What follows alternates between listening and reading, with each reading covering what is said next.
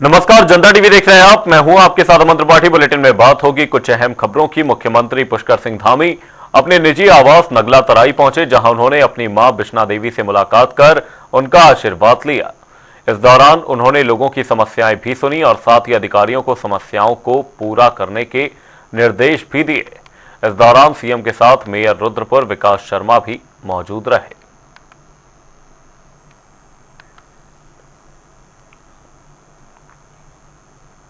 प्रदेश में smart meter क्रांति को आगे बढ़ाते हुए देहरादून में मुख्यमंत्री पुष्कर सिंह धामी के आवास पर स्मार्ट मीटर लगाया गया है, जिसके तहत राज्य में अत्याधुनिक बिजली प्रबंधन की नई शुरुआत की जाएगी। इसके अलावा स्मार्ट मीटर से उपभोक्ताओं को कई फायदे भी मिलेंगे।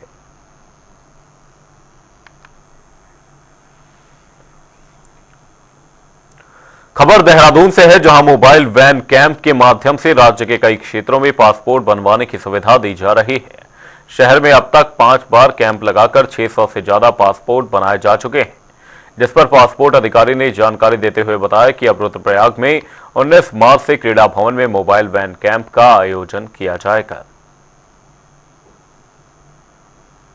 देखें, जो हम अगला कैंप कर रहे हैं 19 से 21 मार्च 2025 में, ये अगस्त मुनि रुद्रप्रयाग में होने जा रहा है।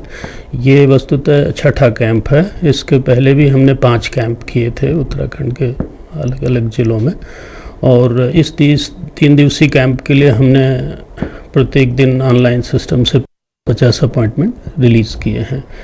और इसके लिए आवेदक को हमारी एकमात्र अधिकृत वेबसाइट है passportindia.gov.in, उस पर जाकर ऑनलाइन अपॉइंटमेंट बुक करना है। वो उस पर जब वो भुगतान करेंगे तो इसके बाद ऑनलाइन अपॉइंटमेंट बुक करने के लिए उसमें जो अगस्त मुनि का विकल्प है वो अपने आप आता है। आवेदक उसको चुन के और अपॉइंटमेंट सीट जनरेट करके, और सभी जो आवश्यक दस्तावेज हैं वो असली मतलब ओरिजिनल और उसकी एक छाया प्रति भी लेकर उस दिन और उस समय वहाँ आए और उनका आवेदन वहाँ हम प्रोसेस करेंगे।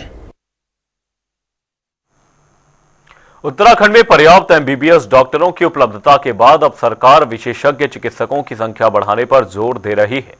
इस पर चिकित्सा शिक्षा निदेशक डॉक्टर आशुतोष सयाना ने बताया कि राजकीय मेडिकल कॉलेजों में विशेषज्ञ तैयार करने के लिए पाठ्यक्रम बढ़ाए जा रहे हैं, जिससे दूर दराज के इलाकों में भी इनकी उपलब्धता सुनिश्चित हो सकेगी।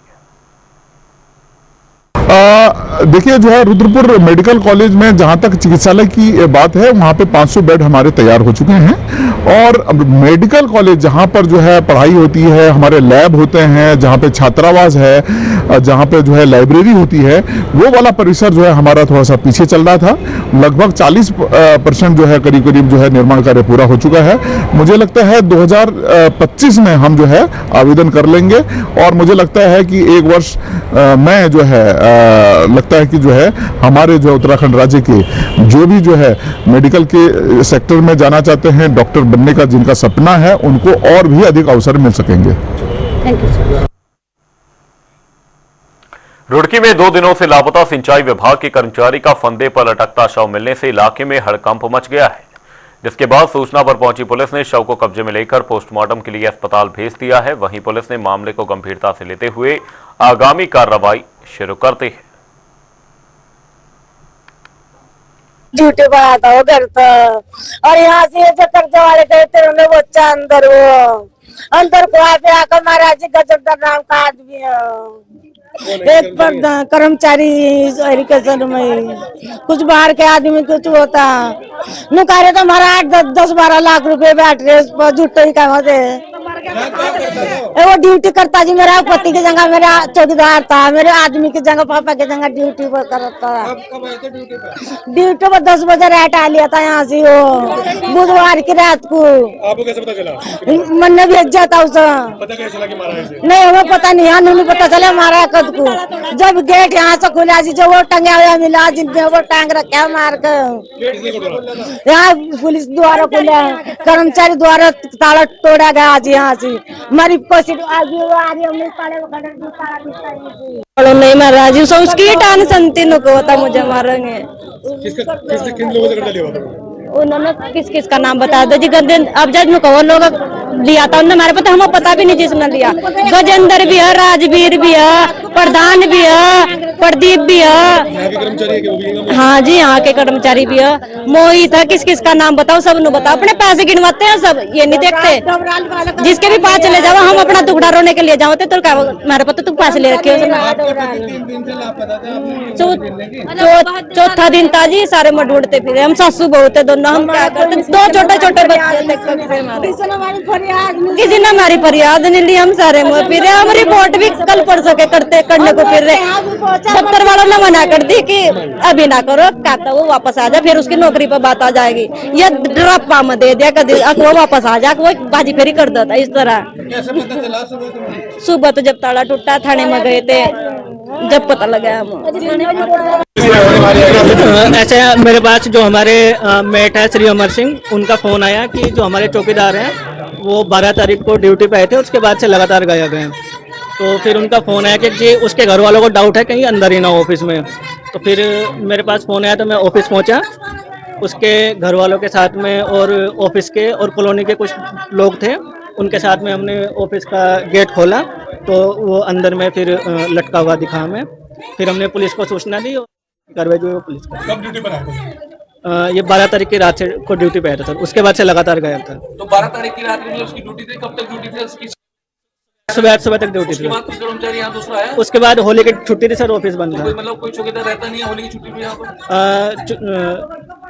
चौकीदार तो थे सर, लेकिन क्या नाम है हमारे पास चौकीदार कम है तो फिर होली पे बंद ही था ऑफिस। अच्छा, बाहर से ताला किसने लगाया? किसी जानकारी नहीं? अब ये जानकारी नहीं है सर, वो कोई चाबी अभी मिली हो? अब वो भी नहीं देखा सर, जेब भी नहीं देखी। जिस तरह के आरोप इसके परिवार के लोग लगा रहे हैं कि भाई इसके साथियों के द्वारा ये किया गया है। अब साथियों के द्वारा वो तो सर वो बताएंगे किसके ऊपर डाउट है उन्हें। सीसीटीवी कैमरे बंद पड़े? सीसीटीवी हमारे सर बंद तो है, हम लगवाने के लिए देख रहे थे, मंडे से हमारी बात भी नहीं है, सीसीटीवी कैमरे भी नहीं है, यही है बात। वो छुट्टी है तो कैमरे भी चलेंगे, चौकीदार भी नहीं है, ये है बात। सीसीटीवी हमारे बंद थे, हम नहीं लगाने वाले थे। आपकी जिम्मेदारी नहीं है कुछ नहीं साहब? आप ये मानते हैं कि जिम्मेदारी है आपकी कुछ यहाँ की सुरक्षा को लेकर? तो जिम्मेदारी है सर, हमने सूचना दी थी अपने अधिकारियों को और सीसीटीवी लगाने के लिए, वो लगाने के लिए कह रहे थे। ठीक है, धन्यवाद। हम जैसे परिवार के लोग आ गए हैं, कोई बात नहीं है, ये यहाँ पे चौकीदार का काम करता है। मौके पे आ गए हम लोग, जांच चल रही है अभी, ठीक है, जैसा भी आएगा जांच में तो उसके अनुसार ही। अच्छा, परिवार के लोग जांच का विषय है, फिर जांच में देखेंगे जो भी होता है। सर, जिस तरह से यहाँ पे कैमरे भी नहीं है, चौकीदार की छुट्टी है, तो जिस तरह की लापरवाही फिर उसके हिसाब से ही जो है कार्रवाई की जाएगी। उत्तराखंड सरकार ने शराब की ओवर रेटिंग पर सख्ती दिखाते हुए नए नियम लागू किए हैं। दरअसल तय कीमत से अधिक वसूली पर पहली बार 1 लाख का जुर्माना और दूसरी बार लाइसेंस रद्द होगा। बता दें कि लगातार मिल रही शिकायतों के बाद आबकारी विभाग ने यह कड़ा कदम उठाया है, जिससे उपभोक्ताओं को राहत मिलेगी। ओवर रेटिंग के मामले जो भी संज्ञान में आते थे तो उसकी जब पुष्टि हो जाती थी उस पर हम जुर्माने की व्यवस्था थी और वो जुर्माना 50,000 रुपये से लेके 1 साल पर ओवर रेटिंग पे था। लेकिन अब की बार इन्होंने मतलब शासन ने की तरफ से जो हमारे यहाँ पे पॉलिसी जारी की गई है, उस पॉलिसी में व्यवस्था की गई है कि जो उसका प्रथम ओवर रेटिंग का कोई प्रकरण होगा तो उसे तो परिश्रमित किया जाएगा 1 लाख रुपए से, लेकिन अगर दूसरा कोई मामला आएगा तो उसमें अनुज्ञापी का लाइसेंस ही निरस्त करने का प्रावधान कर दिया गया है। तो उसके परिप्रेक्ष्य में मैं समझता हूँ कि ये इसलिए निर्णय लिया गया होगा कि जो ओवर रेटिंग के बार बार शिकायतें वो आती थी, तो इस बार ये प्रावधान जो अनुज्ञापन निरस्तीकरण का दे दिया गया है, तो मैं समझता हूँ कि अब की बार ओवर रेटिंग का कोई प्रकरण शायद सुनने में नहीं आएगा। क्योंकि अगर अनुज्ञापी का जिसका हमारे पास में शुरुआत में 2-2 प्रतिभूतियाँ जमा हो जाती हैं, बाकी लाइसेंस फीस जमा हो जाती है, तो अब उनको भी रहेगा कि अगर कोई ओवर रेटिंग उनके द्वारा किया गया तो उसका लाइसेंस निरस्त हो जाएगा और अनुज्ञापी को बहुत बड़ा नुकसान हो जाएगा। तो मैं नहीं समझता कि इस बार कोई ओवर रेटिंग की शिकायत आएगी। रुड़की में सिविल हॉस्पिटल के दिव्यांग पुनर्वास कार्यालय पर कार्यक्रम का आयोजन किया गया, जहां कार्यक्रम में ऑयल मानव सेवा समाज संस्था के जरिए दिव्यांग जनों को स्वरोजगार के लिए प्रशिक्षण देने का काम किया जा रहा है, जिसका फायदा बड़ी संख्या में कई दिव्यांग जन जमकर उठा रहे हैं। अब घर बैठे ही दिव्यांग जनों को स्वरोजगार स्थापित करने का अवसर मिल रहा है। मेरा नाम आशीष गिरी है और मैं मानव सेवा समाज संस्था से हूँ और हम लोग पिछले 1 साल से यहाँ 150 दिव्यांगों के लिए दिव्यांग कौशल केंद्र चला रहे हैं, जिसके अंतर्गत हम लोग उनको मोमबत्ती बनाना, साबुन बनाना, हैंड प्रिंटिंग एवं जो अपने छोटे गमले होते हैं गिफ्टिंग के लिए, उनका प्रशिक्षण दे रहे हैं। और बहुत ही हमें अच्छा उत्साह दिखाया गया दिव्यांगों द्वारा, और बहुत अच्छी मात्रा में उन्होंने हमारा पूरा सहयोग किया है हर बार, हर कार्यक्रम में और हर ट्रेनिंग में वो पूरा बढ़ चढ़ कर योगदान ले रहे हैं। वो बहुत बड़ी हमारे लिए एक उपलब्धि है। और इस कार्यक्रम के द्वारा हम उनको घर बैठे स्वरोजगार देना चाहते थे, इसी के क्रम में इस कार्यक्रम को बनाया गया है। और जो इसके अंदर हम लोगों ने कैंडल मेकिंग और ये जितने भी क्राफ्ट लिए हैं वो बहुत ही आसानी से कम लागत में अपने घर से उद्योग कर सकते हैं। और हमने इनको यहाँ पर मोमबत्ती बनाना और हैंड प्रिंटिंग, जो हाथ से प्रिंटिंग करने का कार्य रहता है, साबुन बनाना और छोटे पौधों को उनको उनके पॉट्स बनाने का कार्य उनको सिखाया गया है। लगभग 150 विकलांग और दिव्यांग लोगों का एक कार्यक्रम था, जिसके अंदर हमें पूरे के पूरे 150 लोगों ने मिलकर इस कार्यक्रम को बहुत ही अच्छे से चलाया। और इन सभी को हमने इस कार्यक्रम के द्वारा 4,000 रुपये प्रति व्यक्ति को स्टाइफेंड भी दिया है, जो कि इनके डायरेक्ट खातों में हम लोगों ने दिया है। आगे भी जारी रहेगा इस कार्यक्रम को हम इस साल भी आगे बढ़ाएंगे नए फाइनेंशियल ईयर में, और कुछ नई योजना के साथ और विकलांगों को जोड़ा जाएगा, जो कि हम अलग अलग क्षेत्रों में करेंगे हरिद्वार के। दिव्यांगजनों के लिए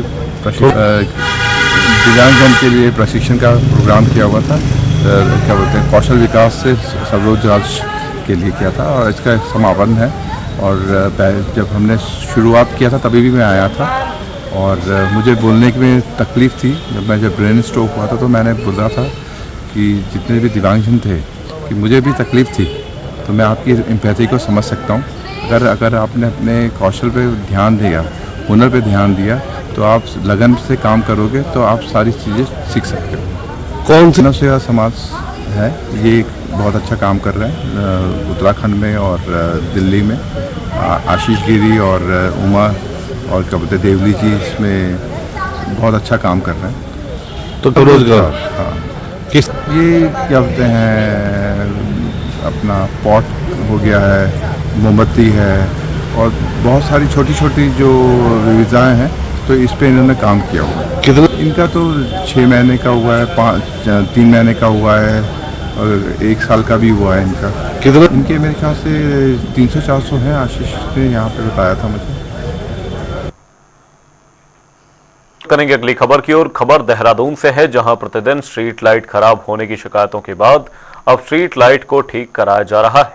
इसके साथ ही स्ट्रीट लाइट्स की समस्या को लेकर हर वार्ड में मेंटेनेंस का काम भी शुरू कर दिया गया है, जिस पर नगर निगम की प्रशासनिक प्रमुख ने जानकारी देते हुए कहा कि सभी टीमों की मॉनिटरिंग के लिए एक डैशबोर्ड को तैयार किया गया है और साथ ही इस दौरान शिकायत की जा सकती है। स्ट्रीट लाइटिंग के लिए टीम्स की संख्या बढ़ा दी गई है। पहले 26 टीमें काम करती थी, अब 40 टीम काम कर रही हैं फील्ड पर, और इनकी डेली मॉनिटरिंग के लिए एक डैशबोर्ड भी तैयार किया गया है। इसके अलावा इस बार योजना है कि लाइनमैन और जो हमारी कोर टीम रहती है डेली मेंटेनेंस की स्ट्रीट लाइटिंग की, उनके सबके नंबर भी सार्वजनिक रूप से वार्ड्स में चस्पा किए जाएंगे, ताकि किसी भी लाइट के खराब होने की स्थिति में सीधे वो संपर्क कर सके।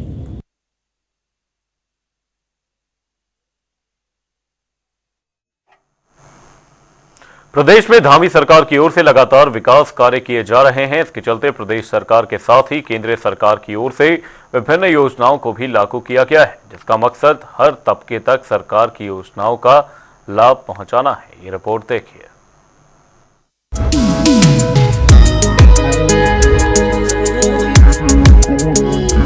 देवभूमि उत्तराखंड भारत का एक ऐसा राज्य जो अपनी हिमालय पर्वत श्रृंखलाओं और कठिन भौगोलिक परिस्थितियों के लिए जाना जाता है।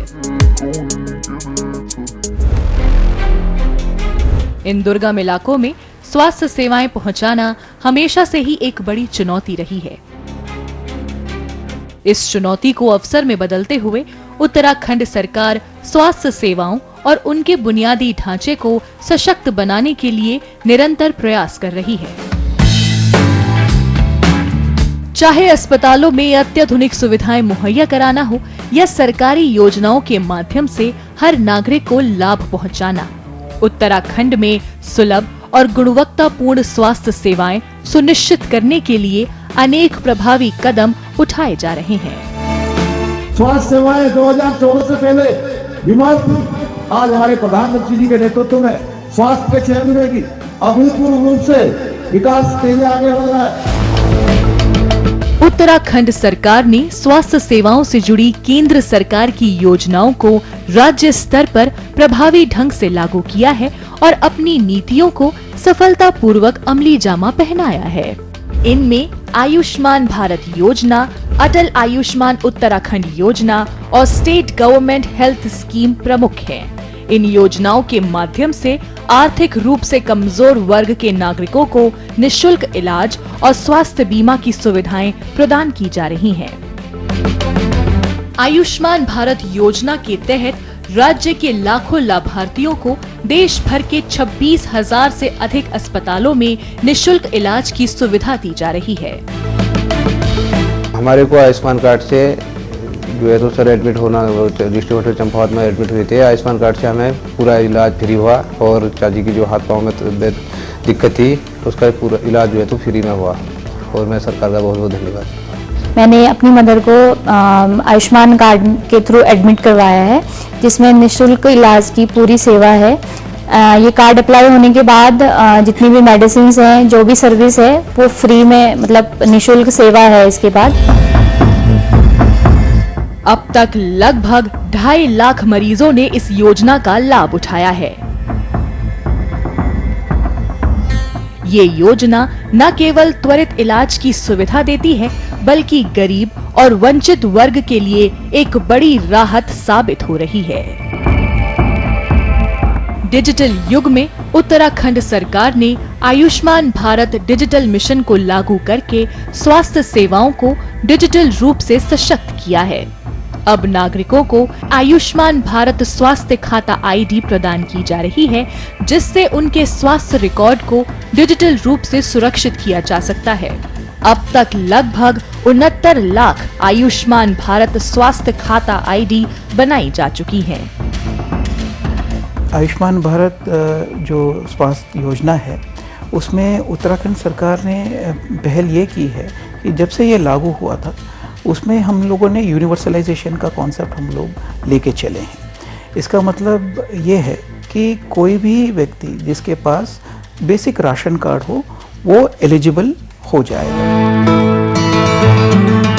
सरकार ने एनजीओ जैसी संस्थानों के साथ मिलकर एक अनूठी पहल की है, जिसके तहत जरूरतमंद लोगों को निशुल्क डायलिसिस की सुविधा प्रदान की जा रही है।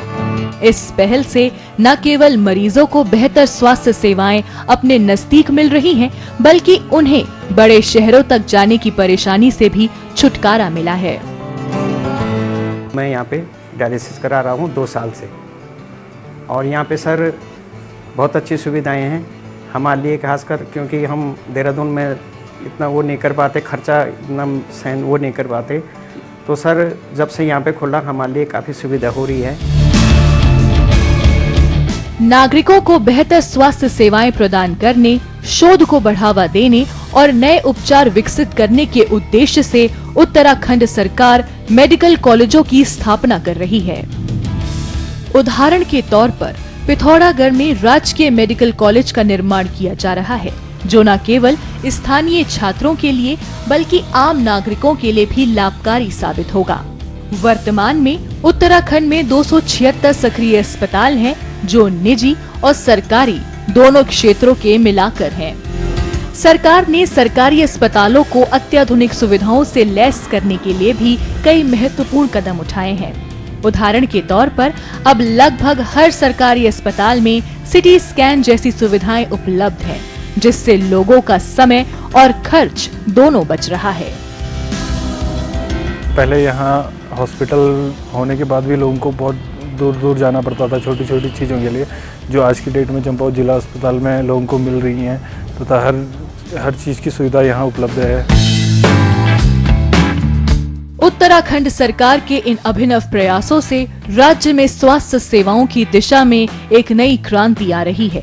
सरकार द्वारा लागू की गई योजनाओं का प्रभावी क्रियान्वयन, डिजिटल तकनीक का कुशल उपयोग और दूर दराज के क्षेत्रों में उच्च गुणवत्ता की स्वास्थ्य सेवाएं पहुंचाने की दिशा में उठाए गए कदम राज्य के स्वास्थ्य इंफ्रास्ट्रक्चर को मजबूती प्रदान कर रहे हैं। ये कदम न केवल वर्तमान में बल्कि भविष्य में भी उत्तराखंड के नागरिकों को बेहतर स्वास्थ्य सुविधाएं सुनिश्चित करने में अहम भूमिका निभाएंगे।